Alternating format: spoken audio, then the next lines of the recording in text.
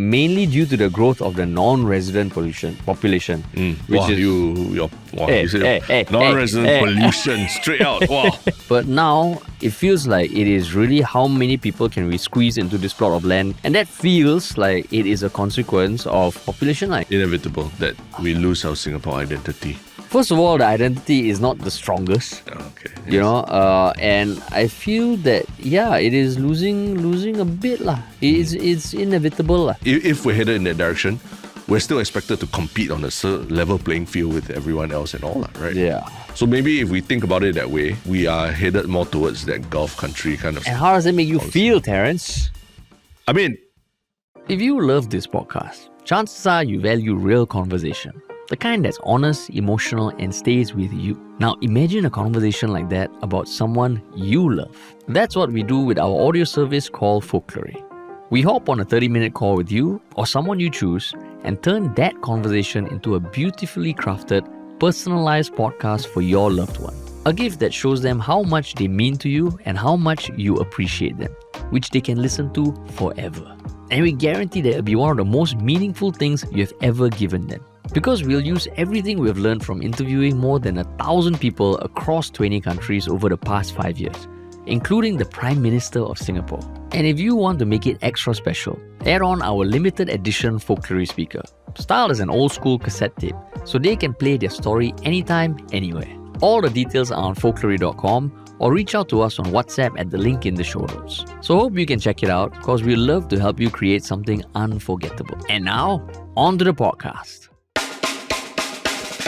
What's up, everybody? Welcome to another episode of Yala, your thrice weekly podcast where we talk about the hottest news with a touch of what, Terence? Good old humor. Good old humor, man. Yeah. It's October, man. Yes. Isn't it Teacher's Day was yesterday? No. Teacher's Day was earlier in the... Children's Day is today. Children's Day is the end of October, isn't it? Or is that Halloween? That's Halloween, yeah, it's Children's Day, yeah. It's Children's Day today, right? I think so, yes. Good to know you're Friday, parrot. Friday. Oh, okay. Yeah. Good to know. Why you say finish it? Come, finish the joke. Good to know you're a parrot. Good to finish the joke. You thought it was end of October, lah. Okay, you thought it was going to be side by side with Halloween, is it? Just because I'm just thinking out loud doesn't mean that I thought it was. I already concluded that it's Halloween. Yeah, different. No, every day is Children's Day. Hey, don't try and save yourself now. Every day is Children's Day. Every day is Children's Day. Yeah. Every day is Children's Day. But Friday, 3rd October is Children's Day. Q4 of 2025. Yeah. I almost forgot. True, yeah. So yeah, man. Now is the holiday season approaching already, lah. I thought it's PSLE. Now everyone's stressing. You holiday. How out of touch with the regular people are you, Harish? How out of touch? Hey, my kid is only 13 months lah. Yeah. Okay, PSLE in what, 10, you haven't started years? Tuition for and all that? You haven't started holding back. You haven't started like volunteering, parent volunteering. No. We will cross the bridge when it comes, if it's a bridge to be crossed lah. But yeah, so nice weather here and there past few days. Yeah. But I think more importantly, nice to see that a lot of people have been resonating with our last episode, right? Oh, yeah. Which was 𝗂𝗄𝗧𝗍 coming on and talking about the hawker centres and SCHC. Yeah. How do you feel about the response? Good lah, because I mean, it feels like we've been talking about hawker issues for a long time. We got a third generation hawker on. We got someone from the government, 𝗀𝗲 on, to share their perspective. And then now we get someone who a lot of people see as the chief advocate for hawker culture on.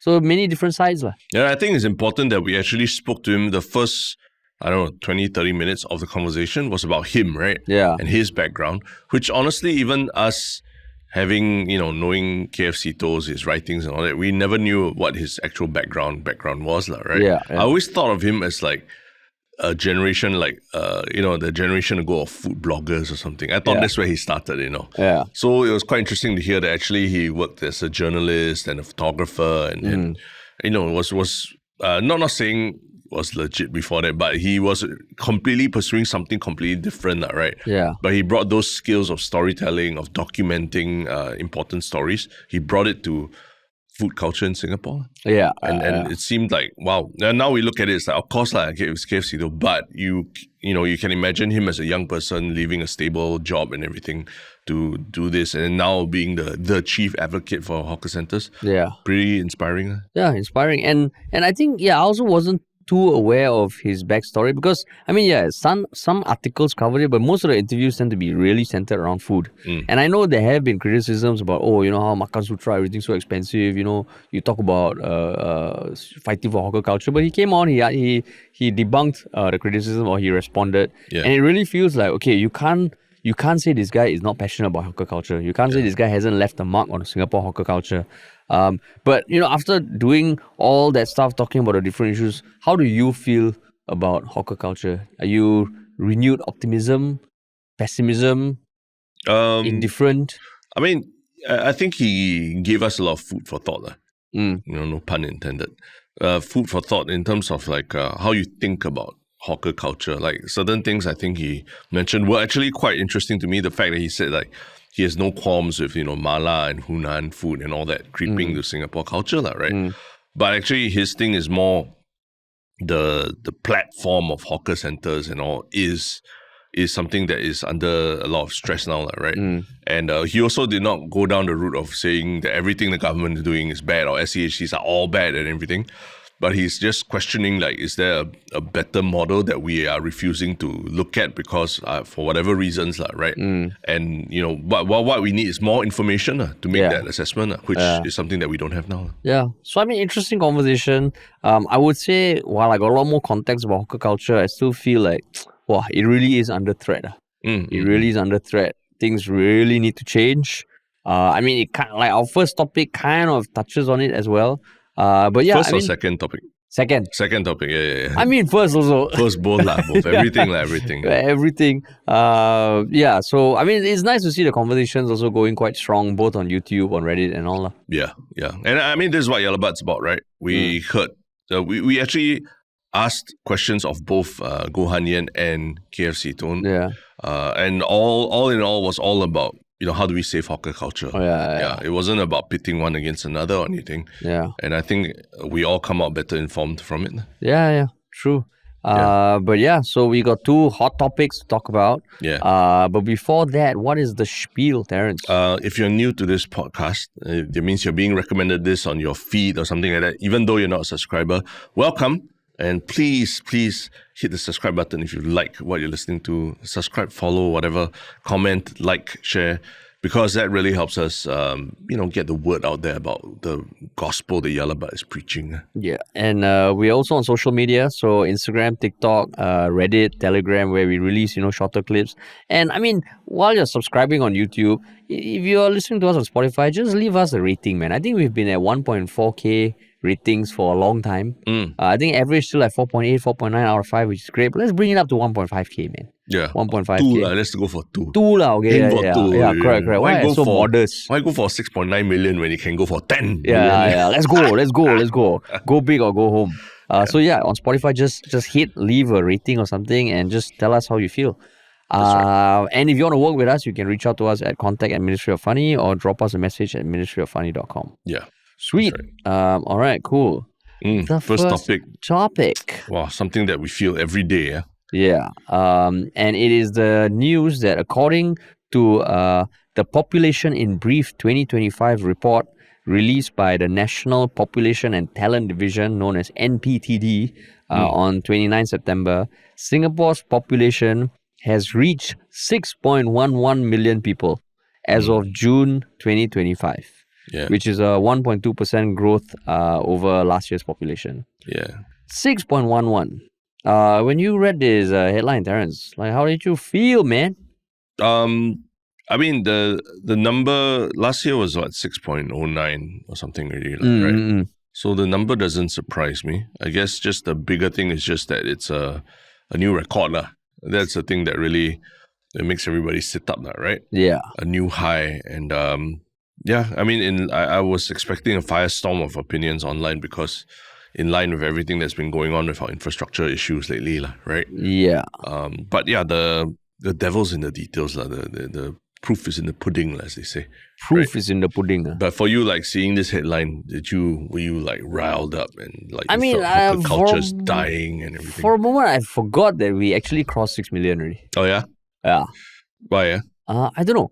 I always thought we were like not yet crossed 6 million. You know, I have my theory lah. I have a theory. I think it's because we grew up, you know, in primary school and secondary school where we always heard our population was around like 3 plus 4 million-ish, right?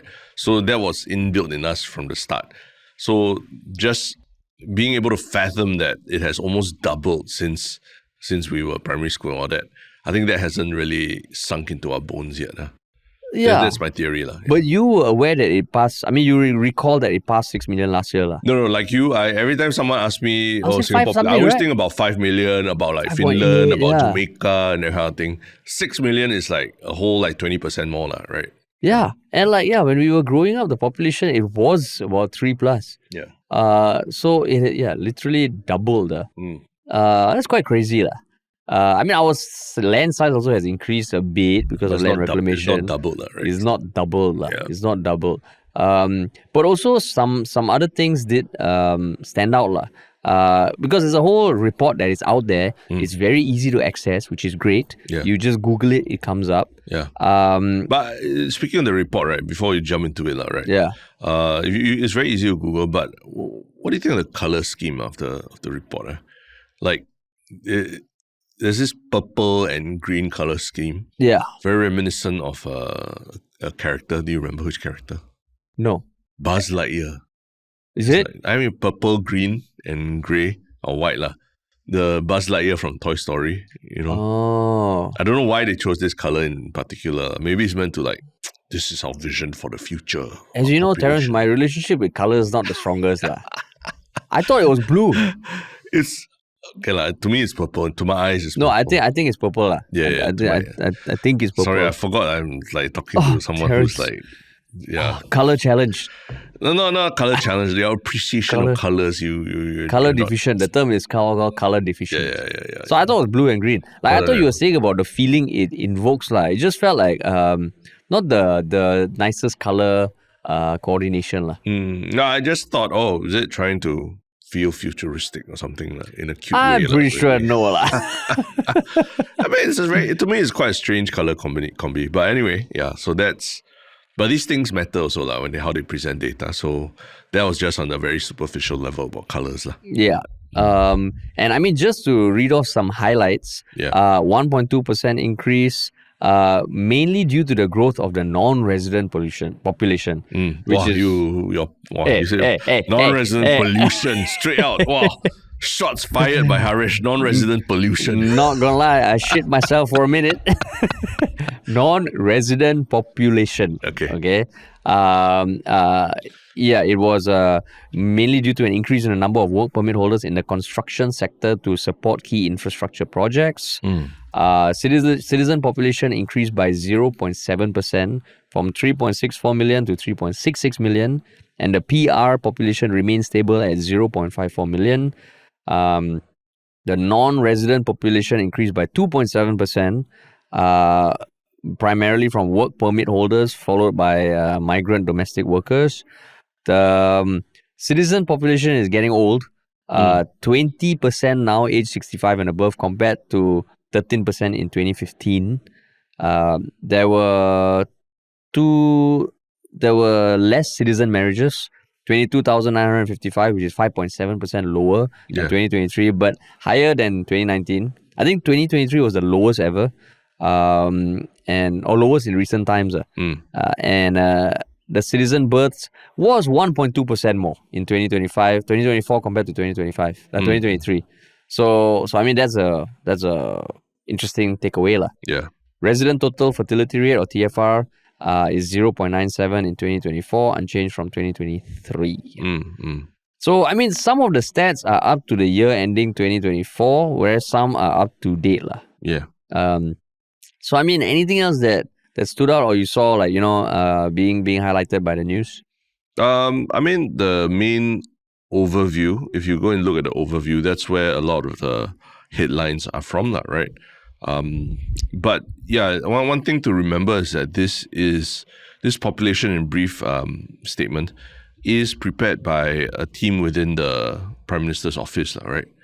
And so it is ultimately, there is a narrative that it definitely is painting. They don't hide it. In the overview, they really say that it shows how our population strategies support a thriving people, dynamic economy, inclusive society, and resilient nation. So as you're reading this, do keep that in the back of your mind, right? That statistics are statistics, and how you look at them also depends on what your overall narrative is, right? Yeah. So I think there is a lot of strong narrative here that our population in general, the resident population, a lot of issues lah. Our fertility rate, aging population, people not getting married, people getting married later, People getting married, not having kids. all these things. Yeah, so points to a lot of issues with us replacing ourselves or keeping ourselves sustainable, and in some way that's So our fault. yeah. I mean, I won't say it's a fault of anyone, their demographic trends and all that, but it kind of like pushes towards the justification of having more non-residents also, right? Yeah. I mean, yeah, like I think they qualified each time they mentioned that there was an increase in non-resident population because of, projects that were delayed by the pandemic, and increase in older folk where they need to be taken care of. Yeah. And often migrant domestic workers fill that role. Yeah. And I think even mentions that, okay, Singapore is going to get even older, so it's likely that the non-resident population would continue to increase. But one thing they were very clear about is that, like in 2011, there was a population white paper that mentioned that we will reach a population of 6.9 million. Yeah. And there was a lot of controversy around that. But I think now they're very clear to not to distance themselves from that lah. Where is that? Do you remember that thing? I mean, it was meant to be 6.9 million is now projected. That's what we're heading towards for 2030, right? Yeah. The 2013 population white paper stated that Singapore's total population could range between 6.5 6.9 million by 2030. Yeah. Yeah. Not as a target, but as an upper bound for infrastructure planning. Correct. Yeah. But I think even that 6.9 million number by 2030 sparked outcry in 2013. Yeah. And there was a big protest, I think, at Hong Lim Park. But, likely, the population, the paper said, could range between 6.5 to 6.9 million by 2030. While it is just a planning parameter, I think the NPTD stands by the fact that it remains relevant. But I mean, it feels like we could totally hit it. So that's where, so 6.11 already sounds like a lot.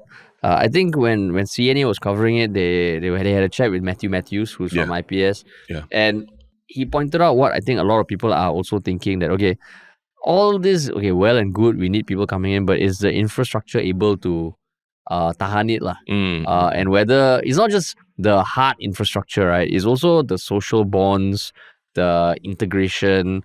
If things come very fast, people are always resistant to change. Is that all being taken care of? Yeah, I think that's the bigger problem, right? Yeah. The fact that all this information is coming out with the backdrop of what's been going on with the MRT in the last 2 months, right? And seemingly the response to all these breakdowns of the MRT as well has seemed like a very resounding and emphatic bopian, happens, right? And that's what people are probably railing against, and not so much that necessarily that our population is growing or what, but it's that our infrastructure is not keeping up with all of it. Yeah. Yeah. I mean, beyond just train breakdowns, other aspects of infrastructure that you feel Singapore we're bursting at the seams already. And then you hear this news of population increase, you're like, what the hell? I mean, the whole thing about housing, right? Of course, there are so many factors that go in. But when my wife and I were looking for a place, and now also we're looking, okay, potentially the next home. If you look at the older HDBs, right, they are so much more creative, so much more variance in terms of what is being offered. But now it feels like it is really how many people can we squeeze into this plot of land in a way that, of course, is still comfortable for them, but it's as efficient as possible. Yeah. And that feels like it is a consequence of population, like needing more homes to be built, to keep costs low, to keep things efficient. I think the houses now all planned super efficient. There's no dead space and all, which is good. But then it's very cookie cutter, and then it feels like, okay, then it's also causing costs to go up, because if there's a higher demand for similar resources, be it cost, be it usage, if everything's feeling more crowded, I mean, it's also something to take note of, lah. Yeah. And I think some people online were pointing out that the issue isn't necessarily with the population going up, because a lot of them are non-residents, right, who are here. And I think we can accept that they're here to, build Changi Terminal 5 or even build more BTOs and things like that, right? But what is concerning is the feeling that Singapore is getting overpopulated, but at the same time, we have like a shit total fertility rate. It's not like our local citizens are producing enough people and everything, but somehow we are starting to face these problems of overpopulation, right? So it's like, we got this double whammy, I mean, other countries, yes, they have very low TFRs and everything, but they don't have an overpopulation problem yet. Whereas Singapore, so small, city, island, state, whatever, we are having these two seemingly contradictory problems happening at the same time, right? We're not producing people, but somehow we have less resources and less space for everyone, right? And that's where it's hard to square your head around it, right? Everyone, your friends, my friends, or what, everyone is limiting family size. I'm not saying not having babies, but a lot of them are saying that I can't have more because of space constraints, because of considerations, all that. But then at the same time, our population just keeps growing and growing, and our infrastructure is still like struggling to handle everything. Yeah, that's true. And I mean, sorry, just to complete it out, like childcare, right? Or even schools or things like that. You and I, we all hear of these stories or experience it ourselves of very limited competitive spaces in schools and all these kind of things. But at the same time, we're hearing that nobody's having babies. Like people having less and less children. Case in point, our kid is going to be 18 months in March, right? So, I mean, I've heard before that, that is the time that, playgroup becomes an option. So, I signed up for one of the government childcare near our place. And this is like 6 months out. And I got a call saying, likely the whole of 2026 will be booked out. So you might want to consider alternative locations. Then I was like, wait, what? So when should I have signed up for this? Like 2 days after she was born? And she said, yeah, some people do that. Yeah. Then I'm like, oh shit, really? So then it becomes like, you got to think about having a second kid, but first kid also is like, wow, everything is like a race for the limited spots. Yeah. And that's very disconcerting. Yeah, disconcerting. Disconcerting. Yeah. Disconcerting. It concerns you, but it's disconcerting, right? Disconcerting means like, this is concerning. This is concerning. Fucking hell, I Google also the AI overview from Google. Disconcerting is not a recognized English word. It is a common misspelling of the word disconcerting. Disconcerting. Okay, fine, disconcerting. All right, sorry. Google, missed out on one T. Disconcerting. Not taking away from your point, but yes, it is disconcerting. No, and that's where I think people are feeling that strain. And then you add on this MRT breakdowns and people telling you like, a car, why do you need a car? We have a world-class public transport. But I honestly I tell people like, if I'm taking public transport somewhere, there is a chance that I may be late just because of breakdowns, right? Or just not even breakdowns. It's just the train just goes slower, or for some unknown reason, it just comes like at 6-minute intervals rather than like 2 minutes or 1 minute that you expect. And seems par for the course these days. Yeah, right? par for the course. The worst is when it doesn't stop, but it goes at snail pace. Yeah. Wow, that's the one your blood is just like, what is going on? And they don't tell you anything. They just tell you, it's not a breakdown. It's not a breakdown. So, I mean, I saw this, I was like, oh shit. Already, it slipped my mind that we already crossed 6 million. Then I was like, oh shit, 6.11. And then, oh shit, most of the growth is coming from non-resident population. Yes. Which, I mean, like we do need, like Singapore really is built on the backs of a lot of these people. And I mean, helpers taking care of our kids, our elderly folk, super critical roles. But yeah, it just feels like, oh shit, we're not having, we increase a bit of babies, but everything, the trends, families are getting smaller, people are getting married later, and everything points to like TFR not changing much. Yeah. And it's not say life is getting like, I feel like, one parent can take time off. No, it's getting more and more competitive. Costs are going up. And yeah, it doesn't feel like it'll change. So then you read this, you're like, oh, shit. Yeah. And infrastructure, also think about the death of third spaces in Singapore. In the last few months, we've also mourned the loss of a lot of F&B outlets, but also places like Projector. Yeah. Right, like people talk about third spaces, and there just aren't that many more third spaces that have stood the test of time in Singapore, right? They seem to be making space for a lot more mass mass infrastructure kind of builds, right? Yeah. But I mean, I see a lot of people online also pointing out that this will also lead to the death of Singapore culture. What do you think of that statement? I would say more the decline. Decline. The death. Dilution. Yeah, dilution. I mean, that one inevitable. Yeah, inevitable that we lose our Singapore identity. First of all, the identity is not the strongest. Okay. Yes. And I feel that, it is losing a bit. It's inevitable. Yeah. I mean, it's inevitable. And especially, like, my bigger concern is that now around the world in many countries, you're seeing them become more protectionist. Just make it more difficult for foreigners to come in, almost be xenophobic towards them. Like what you're seeing in the US, of course. Yeah. And I think when you see titles like this, and if people are not having the easiest time, it feels like, oh shit, maybe we also, should have like $100,000 visa pass for this one. Why aren't we doing stuff like that? And that is my concern. That because everyone's so stressed, we're seeing these numbers, you're seeing things around the world happen, and I can totally imagine people thinking in Singapore, hey, how come our government is not fighting for the Singaporeans, And that can easily spiral. Yeah. The culture thing is damn sad, but I think that is also a concern.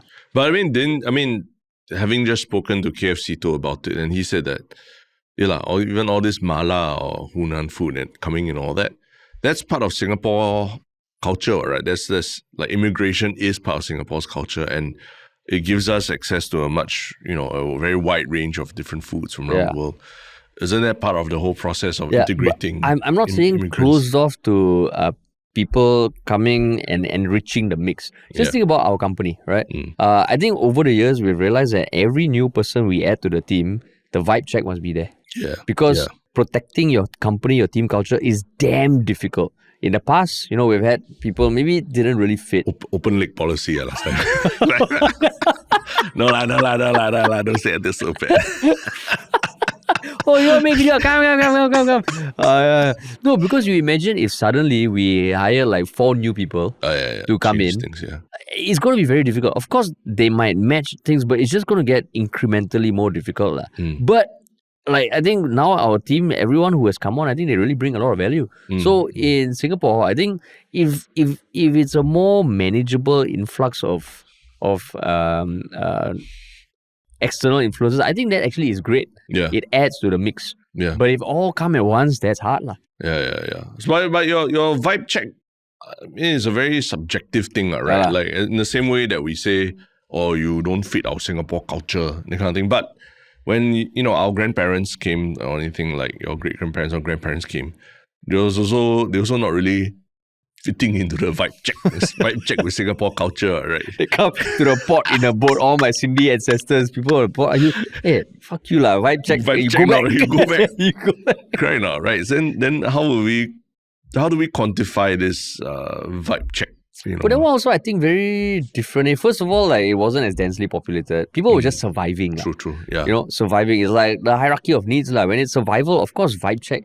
If we were in dire states of our company and we needed help, then if someone wants to work with you, you come. Just take. You just take. But I think now Singapore is at the point where, okay, we have something very special. We need to protect it. We need to protect this identity that we're also not very clear about. But we also don't want to go down a path of pure xenophobia. So it's damn tricky. You got a point. And maybe that puts us in disagreement with 𝗀𝗲𝗍𝗵𝗶 that we haven't even protected whatever we already have here in Singapore. And then we just keep, whether it's economic headwinds or what, keeps bringing new things in, right? Yeah. That ends up diluting what is already here and possibly pushing it towards extinction. We think we talked about satay bihun or, like even 𝗁𝗏𝗧 and stuff like that. That people, they're not staples that people eat every day, right? Yeah. And because of economic reasons, everyone provides just the staples now or mala and all that. And then that kind of pushes away all that cuisine that we have. And if we don't do something to curb that that slow death of all these cuisines, then we are poorer as a population for it. Yeah. But at the same time, is this just an inevitability of a first world city? Because a lot of other first world countries are also facing problems. Of course, there is the first world city in a first world country versus a city state. Yeah. And of which Singapore is one, and of which there aren't many others. It might just be something that is inevitable. Every developed society, the TFR tends to decrease. Yeah. And if you want to keep up the economic growth, you got not enough natural resources and all this, you need someone to fill the gaps. Yeah. I mean, someone online did point out something that quite thought-provoking for me, right, as a layperson. Maybe we should stop comparing ourselves to so-called first world cities or what, New York, Paris, London, Switzerland, whatever already, right?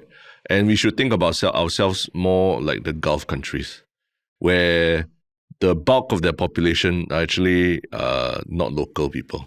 Right? You think about Emiratis and Dubai or Qatar, whatever. The Emiratis there, they live in quite a good life, right? They're well taken care of by their government.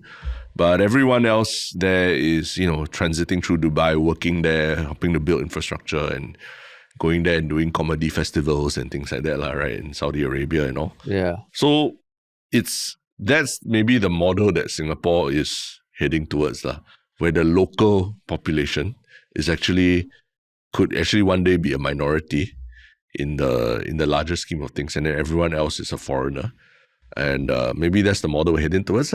But the flip side is that people are pointing out that, but yes, the Emiratis, they get special treatment and everything in their own country. They're taken care of. I think, medical care, whatever. They're really taken care of, really right? taken care of. Whereas the foreigners or non-residents don't have those privileges. Whereas in Singapore, we are basically, if we're headed in that direction, we're still expected to compete on a level playing field with everyone else and all that, right? Yeah. So maybe if we think about it that way, we are headed more towards that Gulf country kind of. And how does it make you feel, Terence?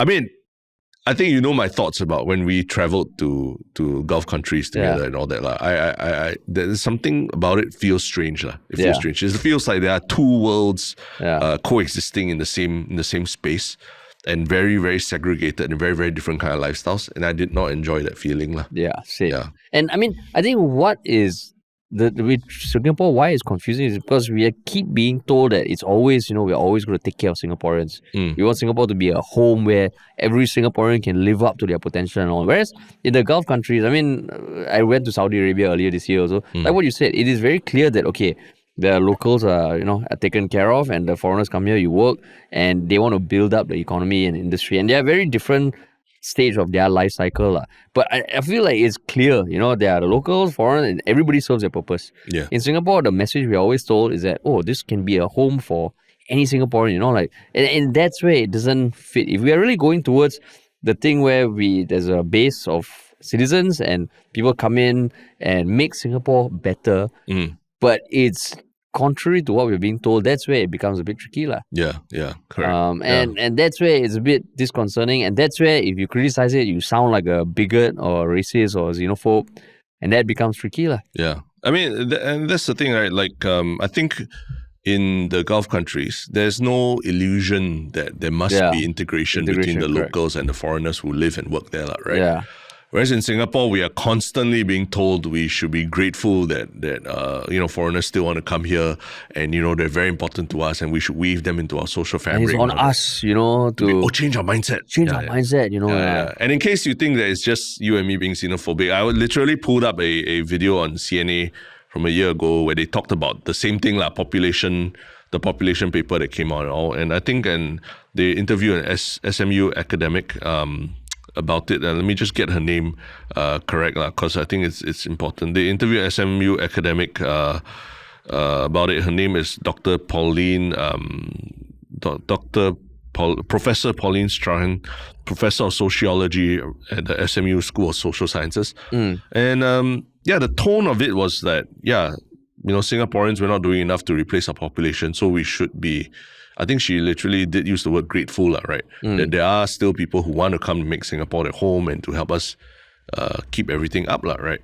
So, there really is this very, very strong narrative, whether it's not even from the population paper, but from academics who analyze this thing, that, Singaporeans, it's on us to change our mindsets to accommodate, the need for foreigners here. Whereas in the Gulf countries, I think there's no illusions about who sits at the top of the totem pole, right? Yeah.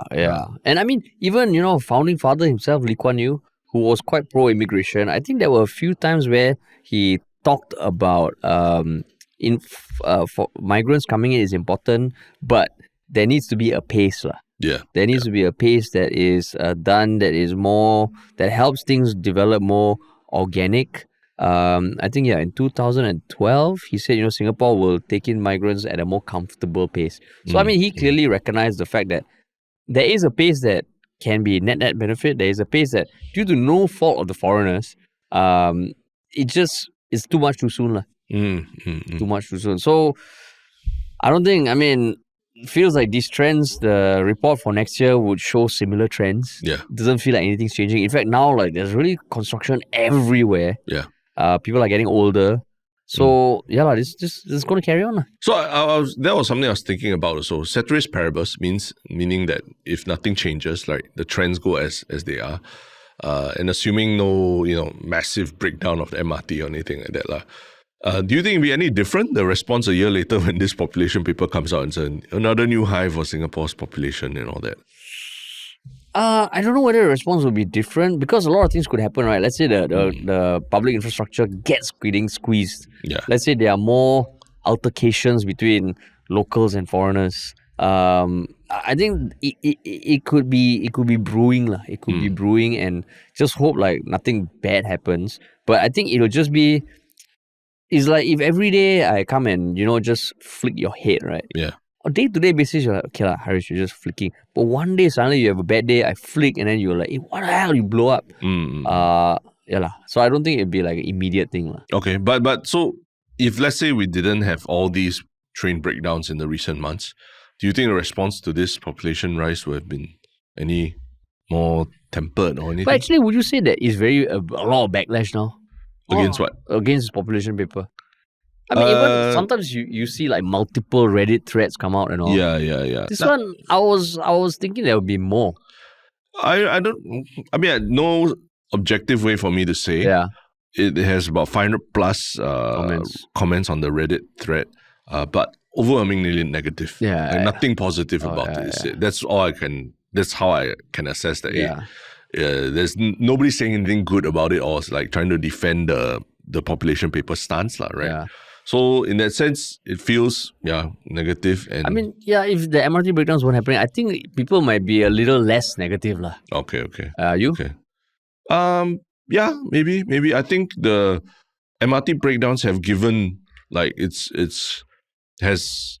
timing is just really bad for to time with the release of this paper, and it just makes it feel like there's a lot of spin going on trying to make it sound positive, right? Or positive and inevitable. For Singapore to survive, these trends will continue. And it's because apparently on the this morning itself there was a train fall on East-West line. Okay, so it's not verified. It's on a Reddit thread at Clementi. I don't know, it's almost like people are no longer surprised. This is not surprising. And when you see pictures like that, psychologically also, crowds and all, Singapore feels crowded. Singapore feels crowded. Well, we'll feel more of it as well this weekend when F1 happens as well. Right? Some Please- got road closures. Yeah, please avoid the city area this weekend. F1, yeah. But yeah, man.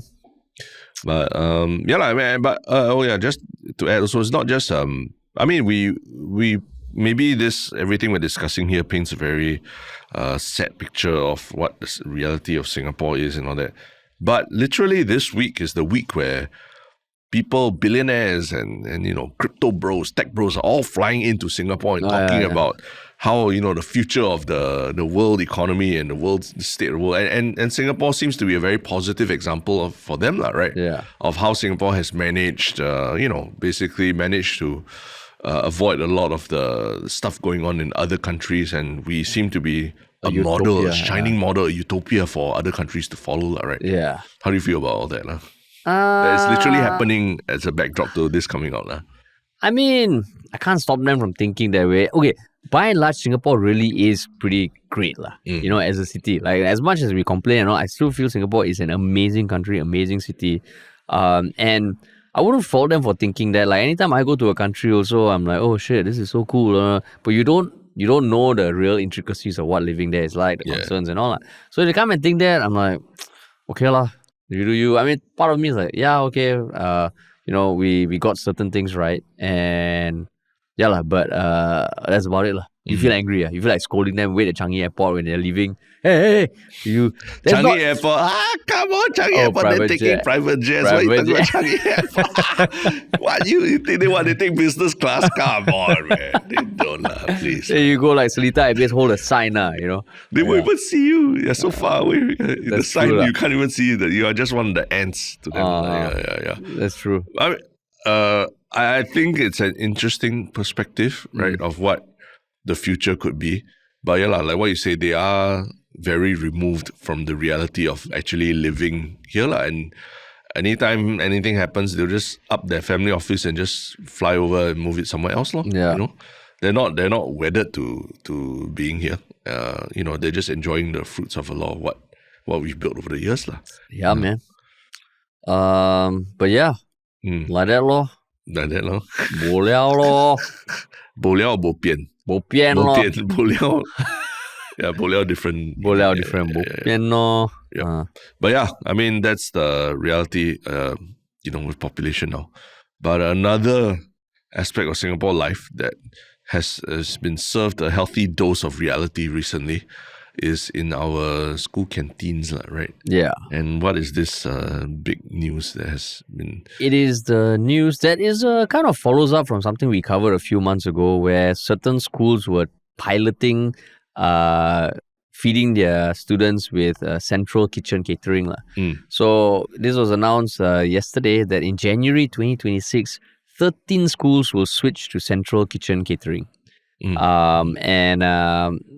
is. I mean, it's off the back of a lot of articles written about how it's damn hard to sustain being a canteen school hawker at schools. It's the back of, I think, certain schools saying they are finding difficulties in filling up the vendors for their school canteens. Yeah. And I guess some successful pilots lah. Yeah. So basically, if you listen to interviews with hawkers and all, the canteen vendors, I don't think they are referred to as like hawkers, canteen vendors. The rent, I think it ranges from like $5 to $15 a month, which is super low. Yep. But then also you have to caveat that with that they can only operate on school days. So school holidays, they don't pay rent, but it's not counted. Yeah. Sometimes single session schools, you only have like one batch of students, so you can't expect the rent to be high. But also there are certain requirements in terms of how much they can cost the meal. The makeup of the meals health promotion board has certain requirements about whole meal flour being used and all that. So it's really damn difficult. And I think they try to keep the meals to below like $2.70 or something. Yeah. And you see interviews with school vendors that CNA has done. Some of them are like ex-hotel chefs. One ex-culinary diploma holder who tried to really still make good tasting food that's healthy and cost-effective. And when it comes to profit, it really feels like they do it more for the fulfillment and the fact that, they are feeding the kids. So when this news came, I mean, you look at the meals like, wow, like pretty like mushroom macaroni made of wholemeal flour, grilled chicken breast and broccoli, watermelon, all in a metal bowl, and the meals cost between $2.20 and $3 lah. Correct. Which for that kind of portion serving, I mean, I think that's the going rate for school meals. Yeah. Right. I think other interviews I heard, they said like a $3.50 meal gets you like Japanese rice with a slice of watermelon and a drink. Yeah.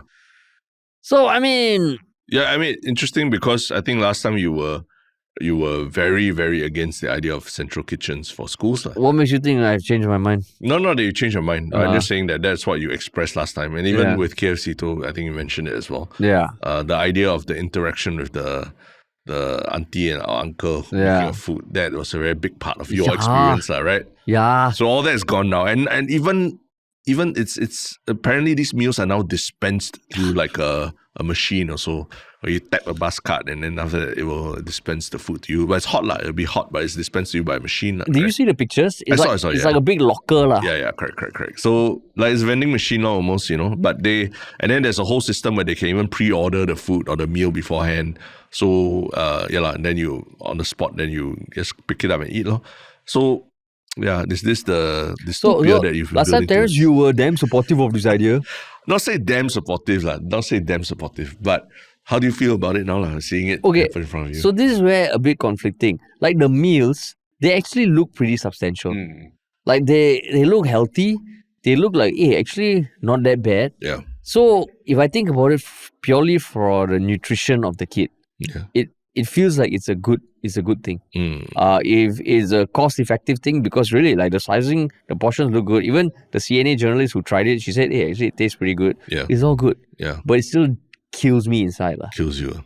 It kills me. Really? There's more I see the picture of the fucking pickup thing they have to open, like this steel canister with trays, and then take out their steel box. Oh my God. You see, you support AI. Support AI. This is what happens. Don't give me this nonsense. There's two very different things, okay? And then when you hear like people like Chan Chun Sing say in December 2024, central kitchens for schools will improve quality control and waste reduction. That's exactly the reason why Singapore is losing its soul. Because everything is about efficiency. Correct. Everything is about, we have to find a sustainable way to do it. So that's how I feel. Like reading this article, I'm like, oh my God, I'm happy for the kids in terms of their nutrition, but no soul.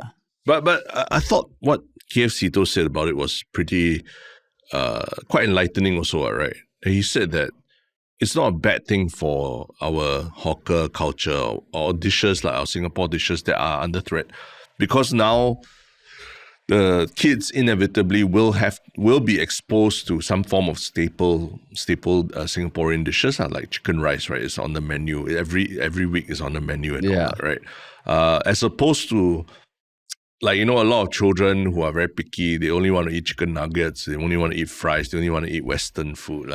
Now they don't have that unlimited choice, right? They kind of like, there's only certain limited things they can choose. Although there is a Western food menu, right? Inevitably, they will probably get sian of eating the same kind of Western meal every day. And hopefully then they will end up trying something like chicken rice. And that's like the gateway drug into like them embracing our hawker culture better, right? But the chicken rice comes from in this steel plate, in this steel box that you tap. How does that feel like chicken rice, Terence? So yeah, that's the thing. You're saying that it needs to have an auntie or uncle serving, then it feels like chicken rice, is it? Exactly. When you ask for chicken breast, boneless, they give you a bit of a look. Then you hear the pop, pop, pop, pop, pop, pop, pop. Speaking of which, it is boneless chicken breast, that they serve. Boneless, skinless also. Yeah, a young version of you will fit perfectly. No, but sometimes you want a bit of the skin, you want a bit of the skin, then you want to add an egg or something. Yeah. And I mean, there was one argument also saying then you don't let the kids manage money, But then they say the counter to that is there's an e-wallet where they can still manage. Yeah. But I mean, like, okay, so the good thing is some schools will still have stalls selling noodles, snacks, and drinks. But you tell me, you look at this, you don't feel it's like in a metal tray, Terence. Okay. One thing I would say is that we cannot trust whatever they serve to the CNA reporter. Oh yeah, that's true also. That's true. It's like, remember when you enlist the first week of BMT or something like that, then they allow you to go with your parents to go the and food, try the food at the cookhouse. I always think of that, I'm like, come on, guys. Not bad, huh? At least back in our day, lah, right? Where it was a very far cry what you're served in the cookhouse versus what on the PR days, lah, and then what they serve your family. Or very far cry. So I imagine that whatever we're seeing, this journalist 𝗲𝗲 eating is, maybe you discount like 20-30% at least, lah, right? That's true, lah. That's true. So it's not as colorful, not as beautiful, not as perfect, but I would say the nutrients are all there, lah, right? And I look at it, I'm like, wow, this is a pretty healthy meal for young children. Yeah. And hopefully it inculcates good eating habits in people. I mean, I have terrible eating habits, and I think partially maybe because when I was young, there were no limitations placed on what I was allowed to eat and stuff, lah, right? And I'll be the first to admit they led to, a lot of poor eating habits in my later years. I mean, not later years, my whole adult life, essentially. That up to this day, we're still trying to correct and everything, lah. So, I mean, it's a good thing for kids that now that we are starting at a young age, right? But then, we want Singaporeans to be creative, to think out of the box. This one, you're getting your food out of a box, Terrence. You're literally pulling it out of a box. Yeah. And it just feels like this is what Singapore feels like. It is the most efficient way. It is the most nutritious way.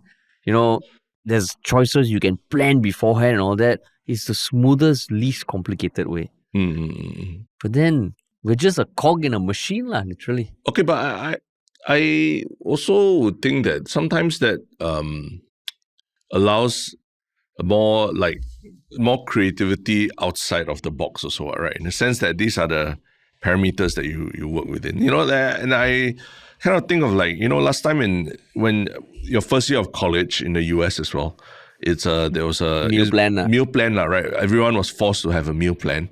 And everyone kind of we would, between classes, you would go to the food hall and then you all would take the food. And sometimes the food would suck or sometimes it's not so great. And then you take it and then you sit down and you talk about it. And then you do little things to try and make it taste better by adding granola to this and then blah, blah, blah, trying all, experimenting, that kind of thing, lah. And it became like a talking point. Oh, let's go for a meal. Or what's for the meal today and all. And I think it allowed people to have a common denominator of stuff to talk about and to water cooler talk, Yeah. Talk about what food you're having or what this dish sucks. Or next week let's do this together and that kind of thing.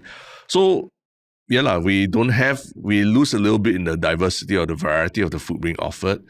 But, kids being kids, they'll find creative ways to have fun around it also. But then the thing is, you're using that comparison. The US does not hold on to their cuisine as a definer of their identity. Okay. No one thinks of American food, fucking shiok, bro. Yeah. But Singapore food, we all know is one of the few things that really binds us. Yeah. It's part of our culture. But now is being diluted in like 𝗙𝗲 also said that the nice thing about the school is their first taste of mee rebus or their first taste of this. If you come from a home where you're normally eating your own ethnic food, it's your first taste. It's like the Happy Meal. Yeah. And in this case, the central kitchen chicken rice. It's not chicken rice now. That was going to be my thing. Is it chicken rice? It's not chicken rice. Why is it not chicken rice? Terrence, the next time we go to a chicken rice, so I will bring a steel plate and I'll put all the things you order and go put it in a steel box and ask you to take. You tell me whether it feels like chicken rice or not. So it's the presentation really that really. I mean, the whole interaction lah. Because so I would say the CNA actually has done quite a few videos interviewing these stall vendors at schools, and honestly, I got a bit emo watching them also. No? Oh, is it? Yeah, Why? Because the thing is, first there's this ex-hotel chef, old guy, thinking about retiring, and he said, I just approached the school. I wanted to bring the hotel concept to schools, and then I want to give them good food that actually looks good, that tastes good. Then you get this other mom who dropped off a kid at school and saw an ad. So they need a food vendor. She quit the corporate job and she started a stall with her mom. Also, so she can spend time with her kid, and she's vegetarian, so she cooks kimchi tofu. Then another ex-diploma holder who wants to make good tasting Western food for kids lah. And you look at it, you're like, wow, these people really are taking care of the next generation. And there's something very soulful, there's something very human there, and it feels like, wow, this is Singapore, man. Mm. But all this is lost, Terence. So what I'm hearing is that you enjoy that the small hawker kind of like feel to producing food, right? And it's not so much whether the food is good or not. It's just that the idea that these people bring their individuality to different dishes and all that is completely lost already. Yeah, and we talk about yes, family is the nucleus of society, but if we want Singapore to look out for each other or look out for people, it feels like it starts there. But it's damn hard for them to make a living. It's damn hard. Yeah. So then it feels like this is just a perfect analogy of like how Singapore, certain aspects are slowly, the soul is being eroded away. Correct. But I mean, it does. I saw some of those interviews as well. And yeah, some of the parents were saying that, at least they were complaining that some of the kids don't even want to eat the food that is being served, right? Like whether it's brown rice or vegetables, because it just doesn't suit their taste, right? Yeah. And then they end up having to prepare their own food and then bring in the lunch boxes, which kind of defeats the purpose. But but when you watch a show like on Netflix, like what's the one where the chefs competed against each other? Culinary Class was from Korea.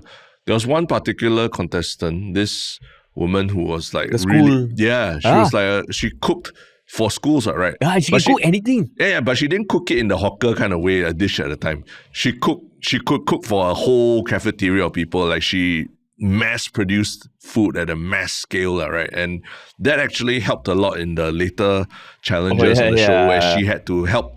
I think they had to produce for 100 dishes at once. And she was very good at it because she was used to producing at that volume. Yeah. But it didn't take away from the taste of the food. The taste of the food was still good. So there can still be that level of individuality and creativity at the central kitchen level, right? Where maybe they're like, okay, today we have to prepare 1,000 meals. But the central kitchen people need to come to the school and give it out. So you just want the performative aspect of it's not performative, Terence. It is the connection.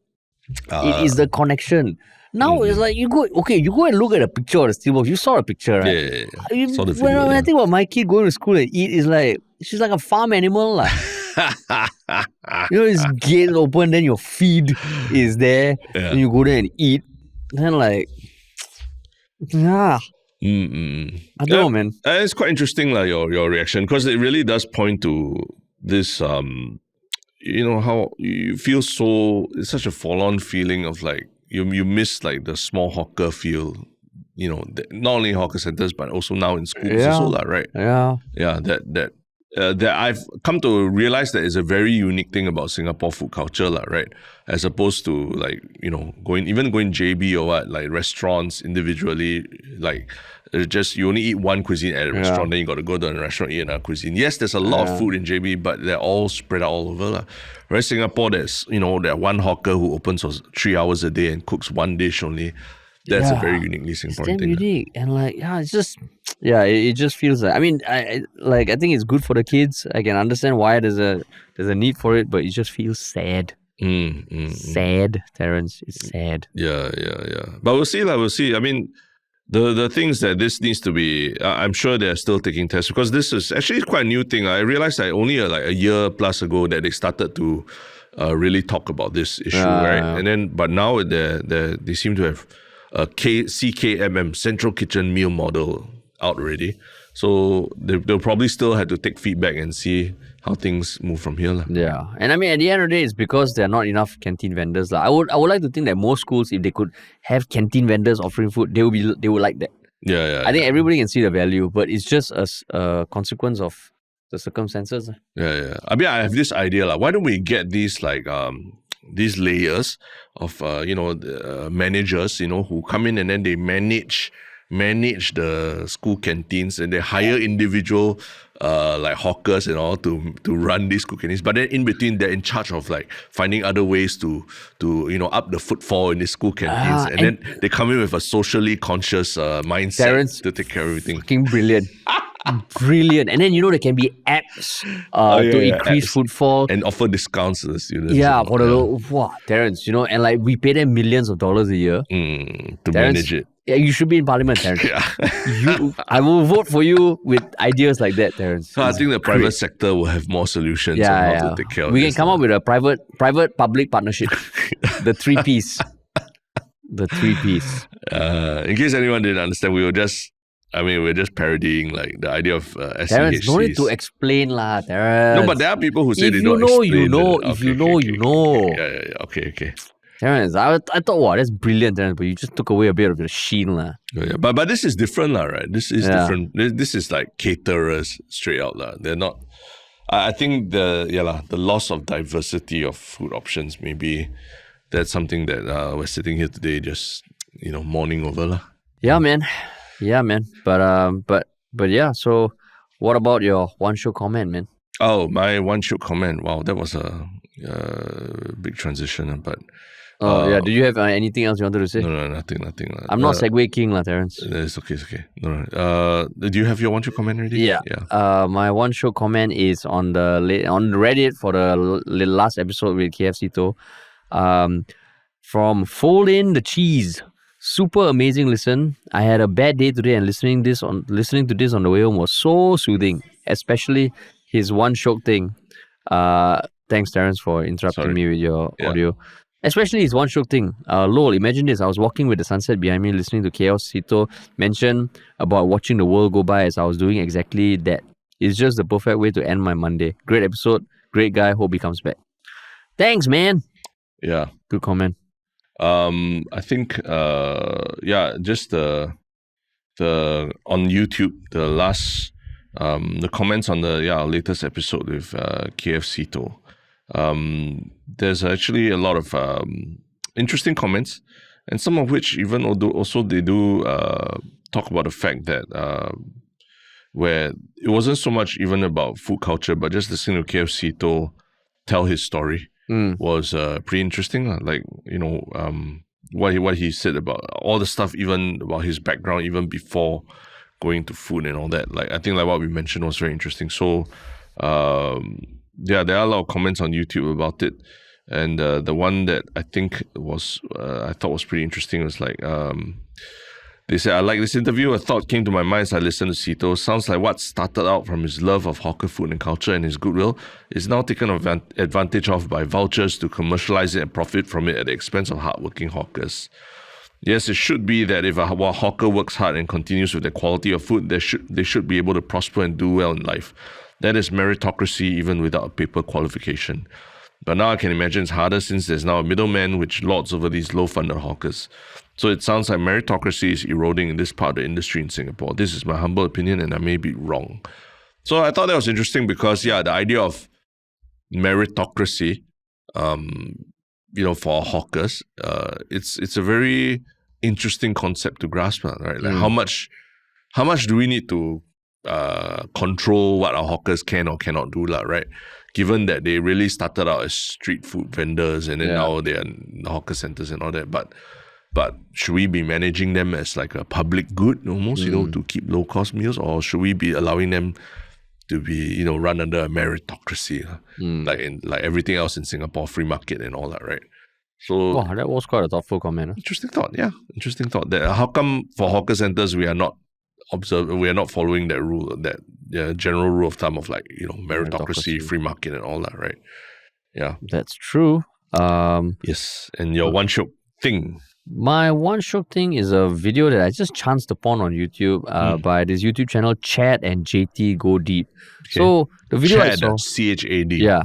Okay. It sounds a bit like suggestive, but what they do is, the title of this video is, we secretly perform goodwill hunting scenes in front of strangers. It's the good old days of hidden camera videos. Which, once in a while you just need.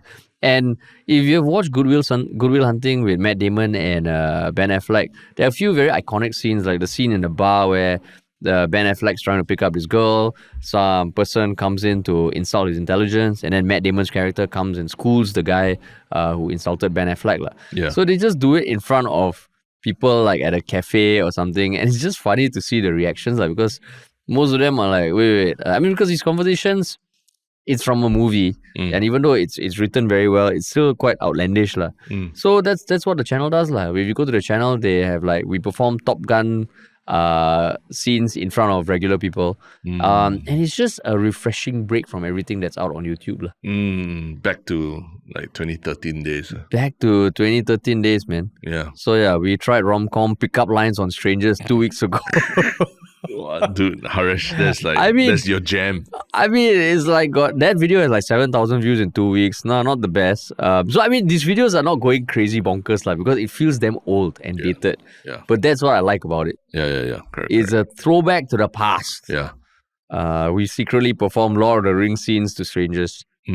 So yeah, quite interesting lah. Yeah. What about you, man?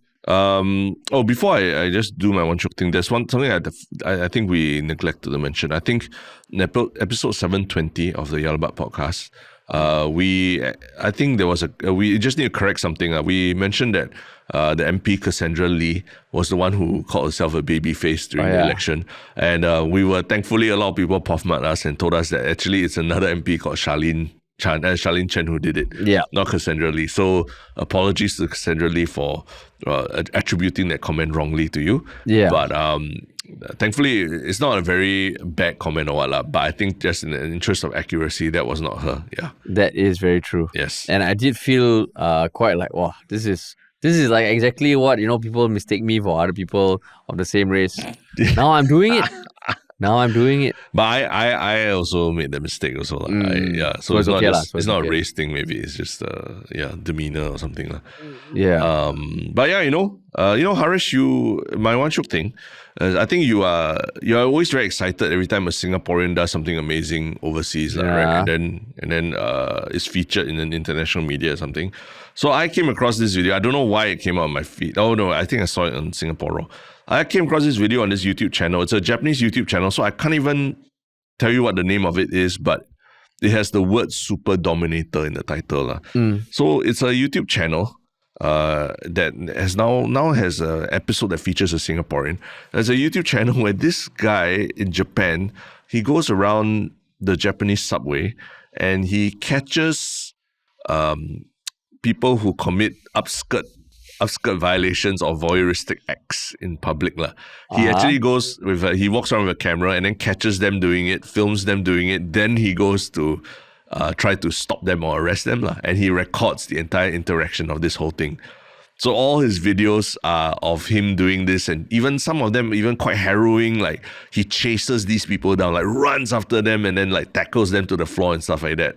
And he always censors their faces, so you don't actually see their face, but you hear the conversations. And the beauty of YouTube is that he doesn't translate anything, but on YouTube sometimes they auto-dub, they auto-translate. So 2 months ago, there's a video released called, is titled "Openly Standing Next to the Wife," a suspected wife who fully protects her suspected husband.